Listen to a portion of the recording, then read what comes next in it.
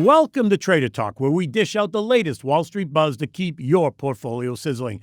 I'm Kenny Polcari, coming to you live from the Yahoo Finance headquarters in the heart of New York City, a global hub where deals are made, fortunes are built, and the next market move is always just around the corner. Coming up, I'll share my big take on AI, and I'm going to sit down with SuRo Capital research analyst William Lee, and I'm going to share my pasta alla norma recipe with you as well. Now, let's jump into my big take.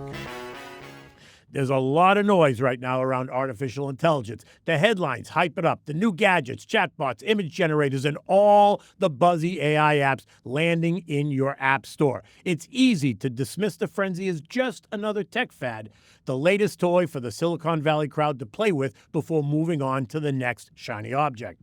But here's the truth. AI isn't another fleeting trend. It's not a gimmick. It's not a meme, and it's not just about chasing the next viral app. AI is a foundational technology like electricity, the internet, or the personal computer that's already rewiring how industries operate.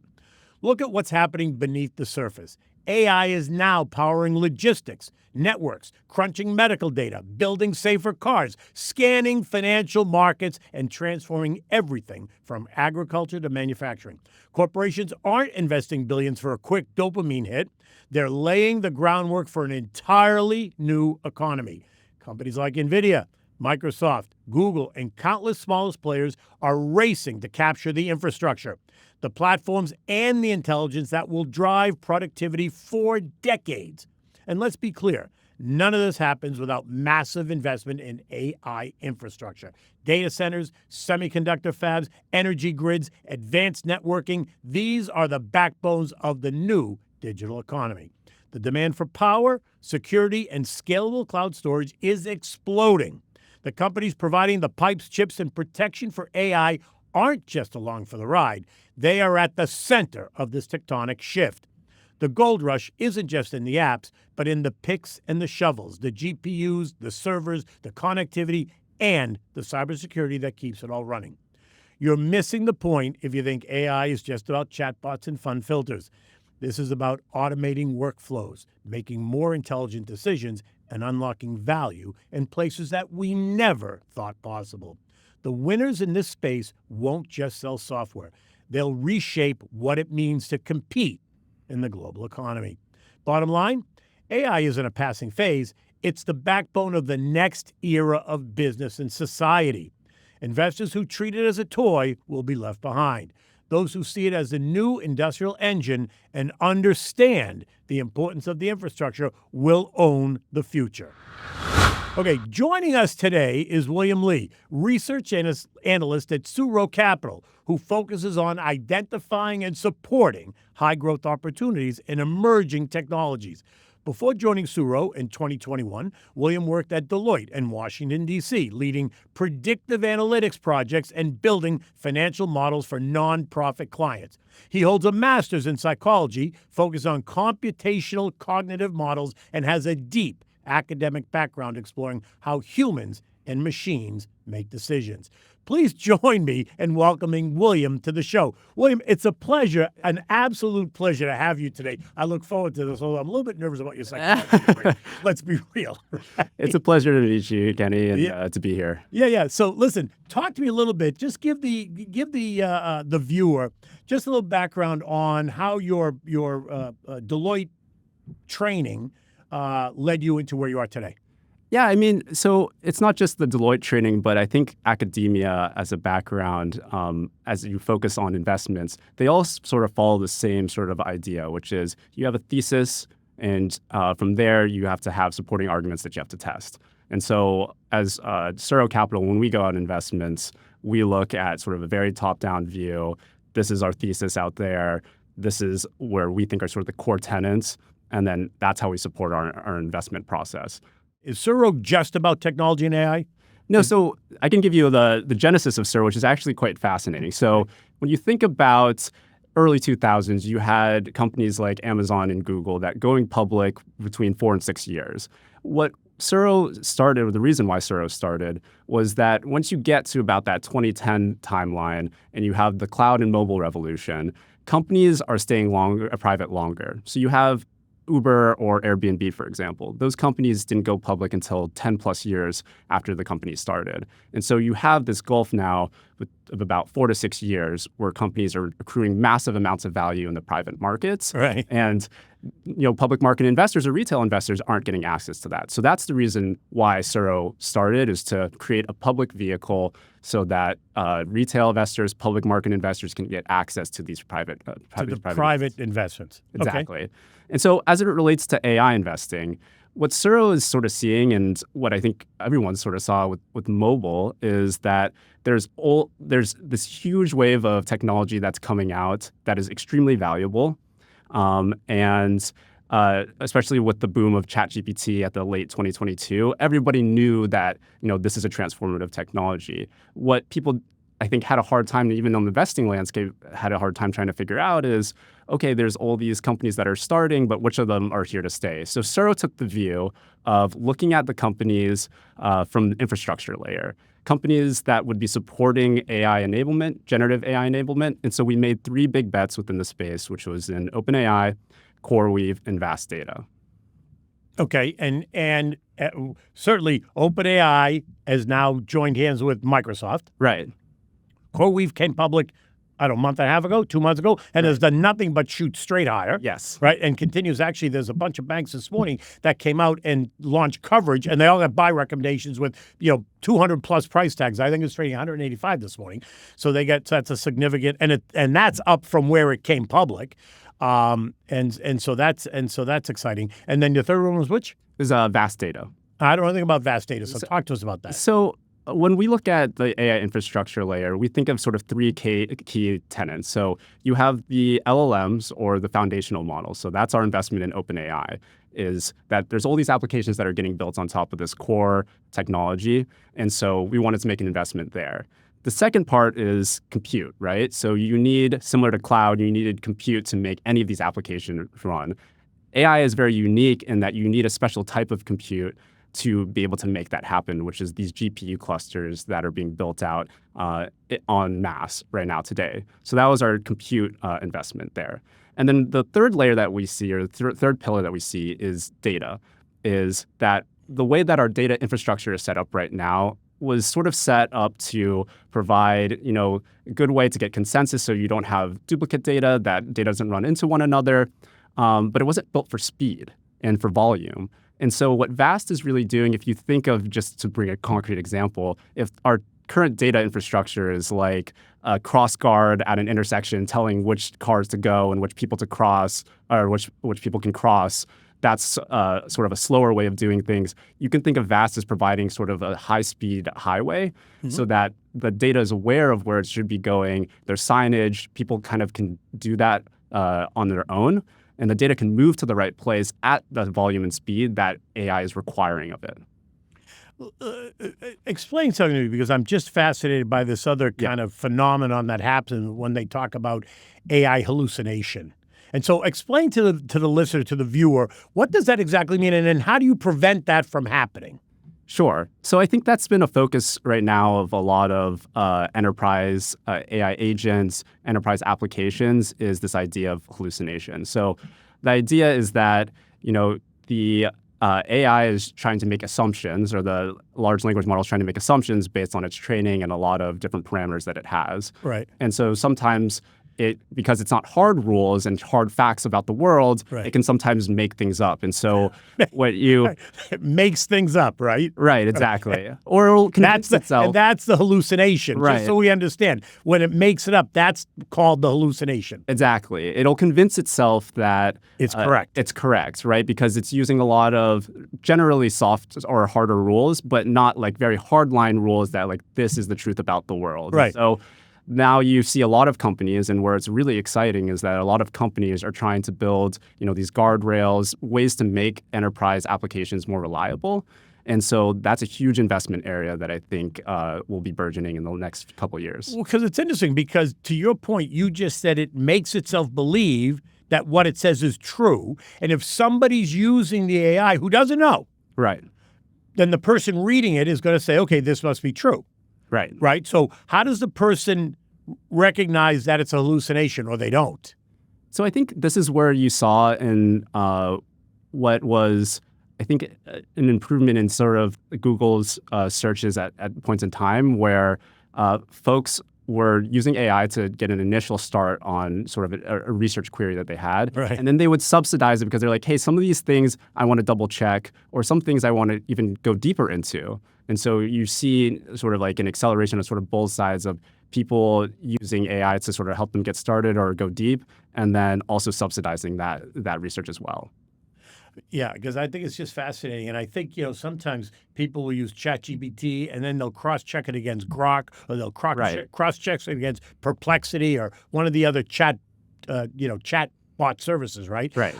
To see whether or not it's getting the same response. And in fact, it won't get the same response because all these different services are trained different ways. Am I correct? Exactly. And so there's a different database actually, or a different learning model. Yeah, they have different parameters, different sort of settings that are associated with the model, like you're exactly saying, that would cause it to give different answers. Different answers. Right. Okay, hold on one second because we're going to take a break, but we'll be right back.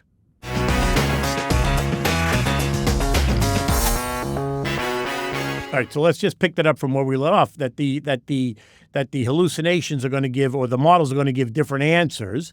Sure. If you check it across 3 different models, and so how do you know ultimately as the user where we are? Like what's true and what isn't true, if you don't understand or know what you're looking for? Got it. Is the focus really trying to understand? Yeah, a theory, or say somebody's, I don't know, trying to look to write a paper on history. Let's just break out history, right? Yeah. Although I'm not sure there'd be many hallucinations in history. Sure. History is history, right? Yeah. So let's not talk about that. So let's talk about if they're trying to write a paper, if they're trying to understand the state of play in the AI industry, right? Because I guess that's kind of a moving object, right? How does it know? Like, I don't necessarily know. I'm not that sophisticated yet in understanding. So how am I going to know what's right and what's not right, or I don't? I have to check. Do I have to actually check it against a human being and come to you and say, Will, help me out? Does this look right?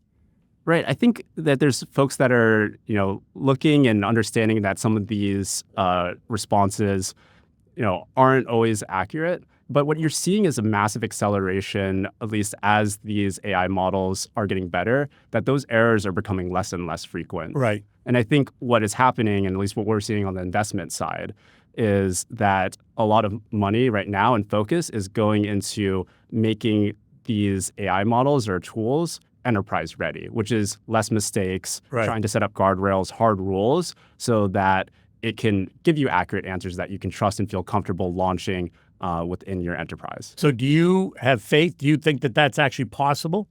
Yeah, I mean, if you think about ChatGPT back in 2022, it was a really exciting technology. There was a lot of challenges with it, but what you're seeing is that's as bad as that technology will get, right? Right. From that point on, things have only improved exponentially, and so it's not hard to imagine that in a year, 2 years, 3 years from now, those types of errors that you're seeing will happen. Yeah, will basically be non-existent. Right. So tell me, let's talk about SuRo for a minute, and let's talk about what are the areas that SuRo finds beyond LLMs that's going to get investor attention, the second half of this year, next year, the year after? Yeah, I mean, so I think we still have a very keen eye on AI infrastructure. So that is still the compute and data layer, those two pillars. I think where we're starting to look beyond there now is moving up the stack. So now you're looking at development operations or some of these key companies that are now coming out and seeing massive adoption of their platform. So take, for example, Open Evidence. So they're basically a ChatGPT or AI assistant for medical and academic professionals. They have had, and they've come out and along with, I believe, Sequoia came out and said that they have about 1/4 of physicians using Open Evidence today, which is massive adoption of these types of tools. And so where I think we're focusing a lot of our time is we're trying to find these tools either on the DevOps or infrastructure layer or even on the application layer where you're just seeing like it just makes sense, right? That people are adopting it and it's easy to integrate into your productivity work lines. Well, I think that it's I think it's amazing how, especially let's talk about the medical field. The medical field is adopting the use of AI in kind of analysis and interpretation of data, test results, and kind of where they think this is going and how you might serve this patient. Yes. Right. And I think that I know Brian Sozzi did a piece today with Microsoft's AI CEO, and they were exactly talking about how it is so making a change. Yes. And that's OpenAI, isn't it? Microsoft is OpenAI. Yeah, Microsoft leverages OpenAI. OpenAI, right? So it's the OpenAI platform that they're using. But it's an amazing conversation. It was an amazing conversation that he was having with Mustafa, and about where they're going with it and what it kind of looks like. But talk to me now about where do you think this is going in terms of the next wave of tools that are going to reshape the labor market? Yeah, I mean, I think where it's happening first, and as I mentioned with Open Evidence, and there's other companies like Harvey AI, which raised around not too long ago, and a Bridge. And what's their specialty? They're focused on law firms, providing AI. Law firms. Yeah, AI agents and assistants to law firms. And then you have a Bridge, which is focused on doing transcription for medical professionals, which are tasks that they spend way too much time. Yeah, way too much time. Right? Right. But you see both of those companies within, I'd say, the last 2 months raise massive increases in valuation. Yeah. So within 6 months, raising sort of back-to-back rounds going from anywhere from about $3 billion to $5 billion. Are those companies that SuRo has an investment in? We don't have an investment in those companies, but I think it's very emblematic about what we're seeing on the private side, which is why I think SuRo's the way that SuRo exists and that SuRo's existence is very fundamental, right? So you have these companies raising rounds going from $3 billion valuation, $5 billion valuation. Right. That's happening in the private markets, right? Right. So people don't have access to those types of companies, but where you're seeing a lot of this value accretion is in these private market names. And so that's where we've turned a lot of our attention to, is once those companies are starting to reach that massive adoption, that's when we get really excited. Where do you think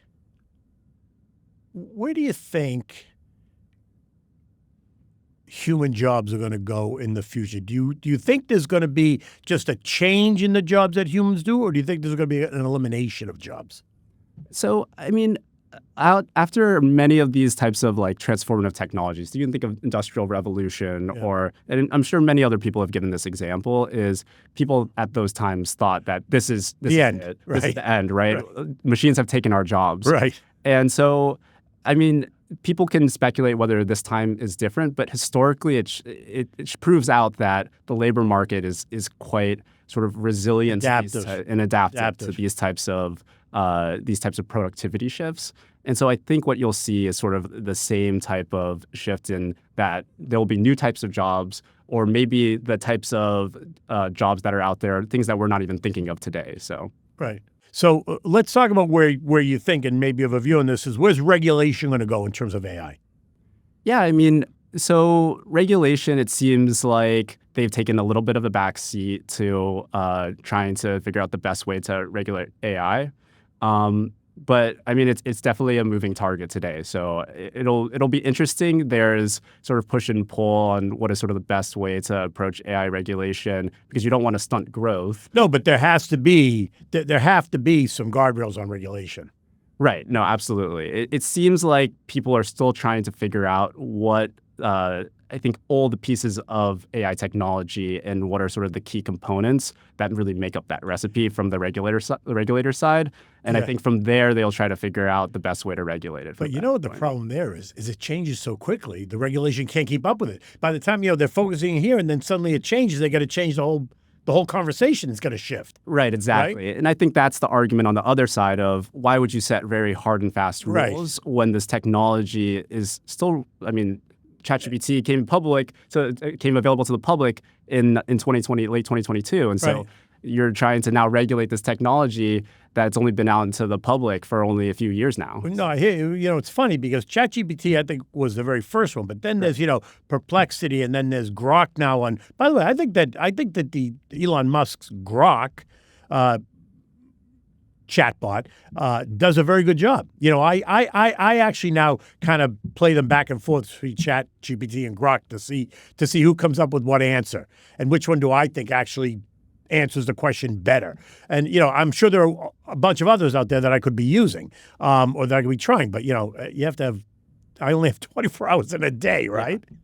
And anyway, listen, I want you to come back and talk about this again with me probably 3 or 6 months from now because there's so much happening in the space that 3 or 6 months from now it's going to be completely different again. Yeah. All right, but I'm going to get at the end of every episode, I end my episode with a recipe, and so today I'm going to give you pasta alla norma, which is a classic tradition Sicilian dish. It was born in Catania, Italy, right, which is part of Sicily, named after Vincenzo Bellini's opera Norma in 1831. It's said to have been created as a tribute to the composer of the opera's success. The dish emerged in the early 20th century with where it was first documented in a 1920s recipe book, though the exact origins are still being debated. In this recipe, it features pasta, typically rigatoni and spaghetti. Now, I use rigatoni. I think this demands a rigatoni, but you can use spaghetti. It's got a tomato sauce, fried eggplant, grated ricotta salata cheese, and fresh basil. The ingredients really reflect Sicily's agricultural abundance and culinary influences, blending the Mediterranean flavors with the Arab-inspired elements like eggplant. Legend has it that a Catania chef inspired by the opera's beauty named the dish after it, claiming it was as perfect as Bellini's masterpiece. Today, it is a beloved symbol of Sicilian cuisine, celebrated for its simplicity yet vibrant flavors. You can scan the QR code that's on the screen for the full recipe. You can thank me later. In the meantime, that's a wrap for today's Trader Talk, but the conversation continues. Subscribe on Apple Podcasts, Spotify, Amazon Music, or wherever you get your podcasts. You got questions or topics you want me to cover? Email us at tradertalk@yahooinc.com because we're always listening. In the meantime, stay sharp, stay disciplined, and stay in touch. And until next time, take good care.